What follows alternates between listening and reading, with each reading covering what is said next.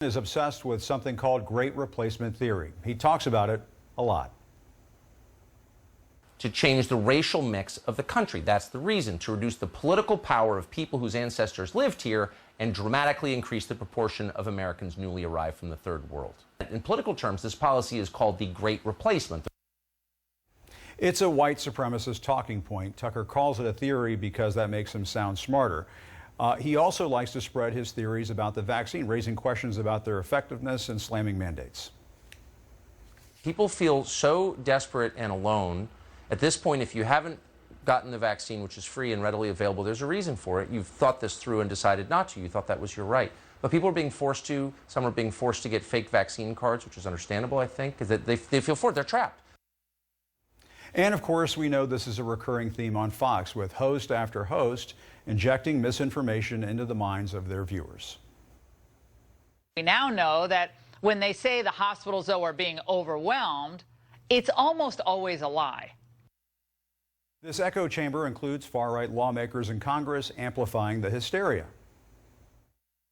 Vaccinating into a pandemic could be dangerous. I mean, you could have variants produced that evade the vaccine. I think maybe that's what's happening with Delta. Again, I don't know. I'm not a doctor. I'm not a medical researcher, but I talk to a lot of them. I don't know. I'm not a doctor, but I talk to a lot of them. The senator from the great state of denial. But there are consequences for this outrageous dishonesty. The vast majority of the COVID deaths these days are of the unvaccinated. According to the CDC, the unvaccinated are 11 times more likely to die of COVID. Take a look at this map from the front page of the New York Times. This is where the last 100,000 Americans to die of COVID took their last breaths. Overwhelmingly in the South, overwhelmingly in red states, overwhelmingly in places where Fox News occupies a lot of screen time. 2 weeks ago, I showed you this video of the growing COVID memorial on the National Mall, where each American killed by the virus is represented by a white flag.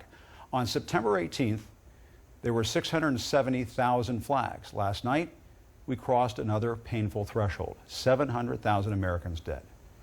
Among those dead Americans are people who were fed lies by online misinformation, by the former president, who was dismissive of science, of course, and got his shot in hiding. And they were lied to each night by this guy. If vaccines work, why are vaccinated people still banned from living normal lives? Honestly, what's the answer to that? It doesn't make any sense at all. If the vaccine is effective, there is no reason for people who have received the vaccine to wear masks or avoid physical contact. So maybe it doesn't work and they're simply not telling you that. So what is the real number of people who apparently have been killed or injured by the vaccines? Well, we don't know that number. Nobody does, and we're not going to speculate about it on this show. But it's clear that what is happening now, for whatever reason, is not even close to normal.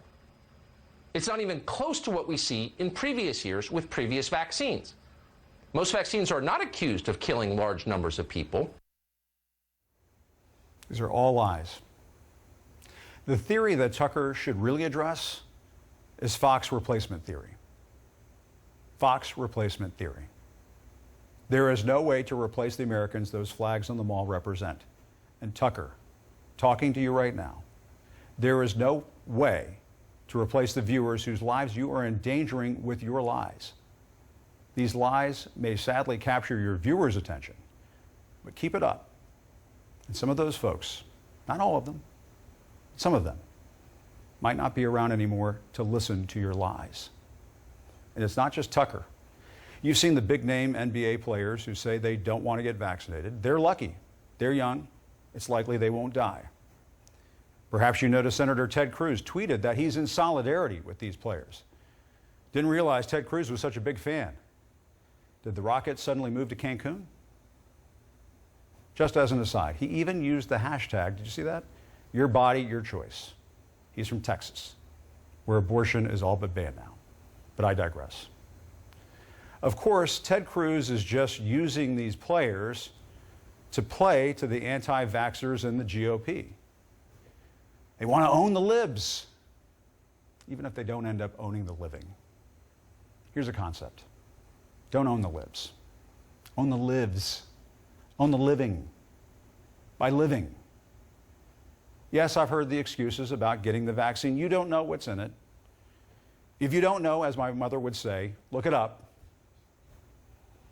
As I was getting ready to do this show, I was thinking, I don't know what's in this shampoo or in this toothpaste. I don't know what happens if I use the shampoo and the toothpaste at the same time. And neither do you.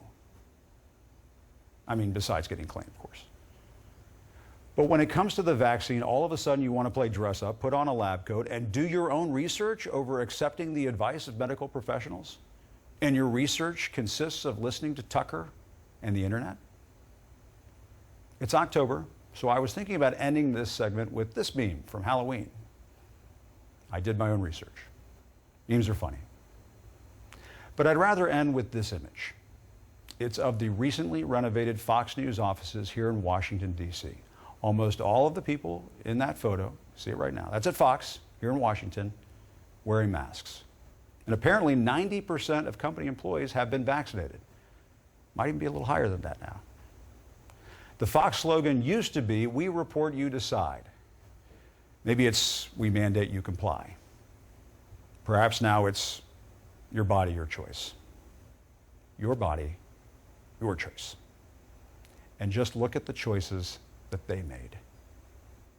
I guess they don't want to be replaced.